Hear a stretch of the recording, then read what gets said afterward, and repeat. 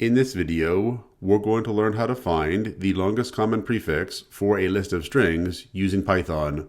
So if we have a list of strings, like string list, with the strings, let's say apply and application and ape and apples and append, the longest prefix that's common to all these strings is AP. All the strings begin with AP. Let's write a function in Python to find the longest common prefix for a list of strings. We'll call the function longest prefix, and the function will have a parameter strings for the list of strings it's going to be passed as an argument. We'll create a variable called max prefix, and we'll initialize it to the empty string. Max prefix is going to store the longest common prefix. We'll check to see if the strings list is empty. If it is, we're going to return max prefix as the empty string. So if not strings is going to be true if the strings list is empty. In that case, we're just going to return the max prefix, which is now empty. Now, by definition, the longest possible common prefix cannot be longer than the shortest string in the list. So in this list here, the shortest string is ape.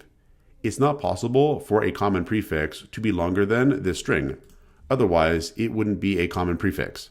So what we'll do to help us find the longest common prefix is find the length of the shortest string in the list. We'll use the min function to help with this.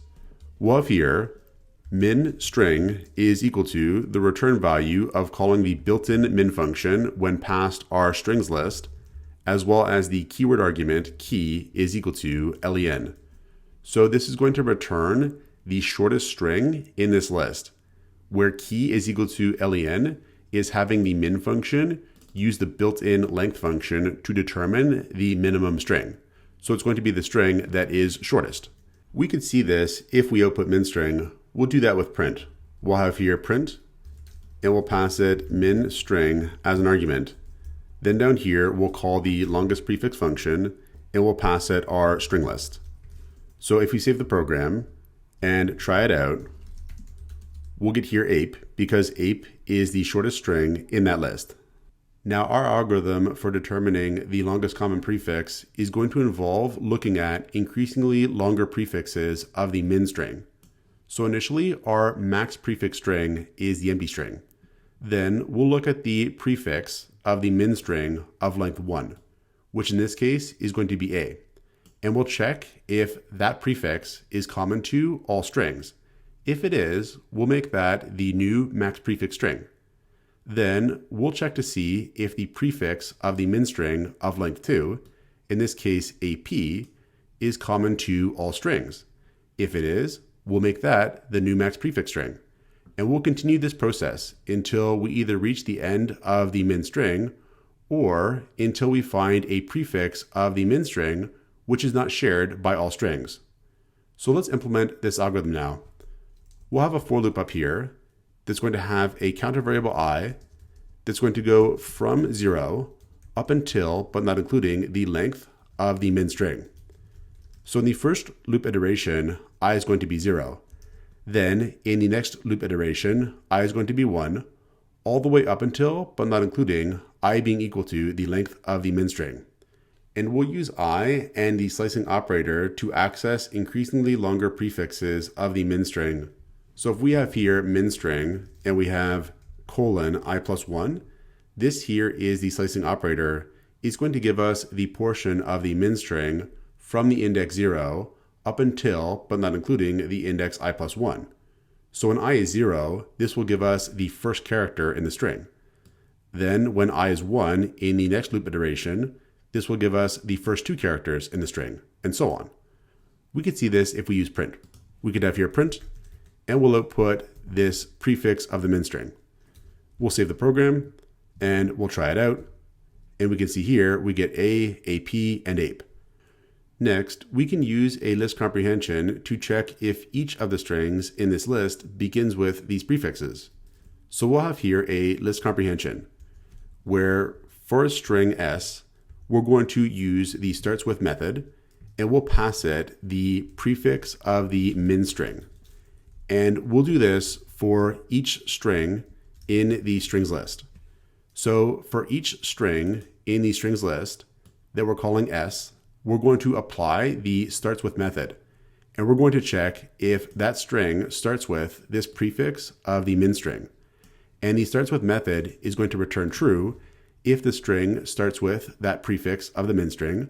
Otherwise, it's going to return false. We could output the results using print.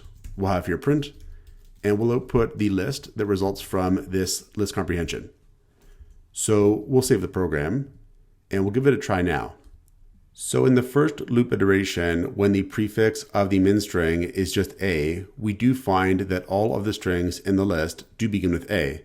Then in the second loop iteration, when the prefix of the min string is ap, we again find that all of the strings in the list do begin with ap.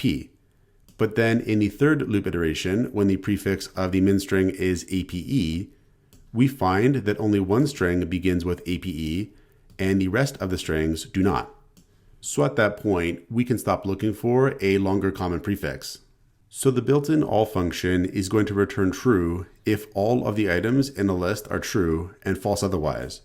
So we can pass the results of the list comprehension to the all function to check if all of the strings in the list have this prefix of the min string as a prefix. So let's do that.